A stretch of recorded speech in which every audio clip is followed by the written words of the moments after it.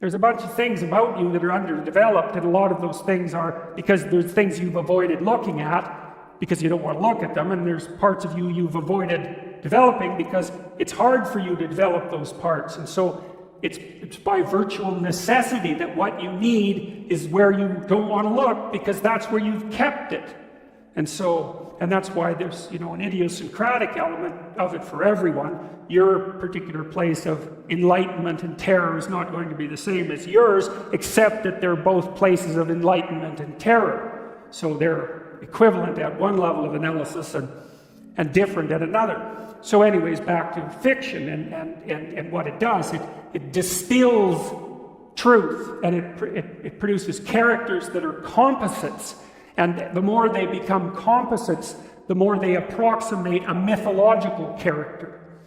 And so they become more and more universally true and more approximating religious deities. But the problem with that is they become more and more distant from individual experience. And so with literature, there's this very tight line where you need to make the character more than merely human, but not so much of a god that, one of the things that happened to Superman in the 1980s, Superman started out, he's got a heavenly set of parents, by the way, and an earthly set of parents, and he's an orphan like Harry Potter.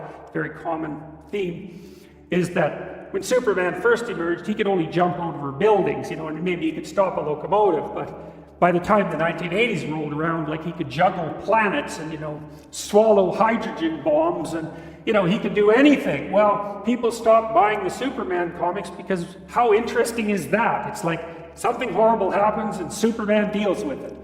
And something else horrible happens and Superman deals with it. And it's like, that's dull. He turned into such an archetype. He was basically the omniscient, omnipresent, omnipotent God. And that's no fun. It's like God wins, and then God wins again, and then again God wins, and so then they had to weaken him in different ways with kryptonite, so green kryptonite kind of made him sick, and red kryptonite, I think, kind of mutated him, if I remember correctly. And anyways, they had to introduce flaws into his character so that there could be some damn plot. And that's something to think about, There's a deep existential lesson in that your being is limited and flawed and fragile.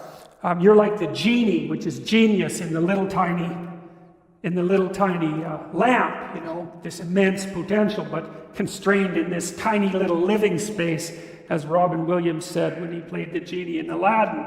But the fact that you have limitations means that the plot of your life is the overcoming of those limitations, and that if you didn't have limitations, well, there wouldn't be a plot, and maybe there would be no life. And so that's part of the reason why perhaps you have to accept the fact that you're flawed and insufficient, and live with it and consider it a precondition for being.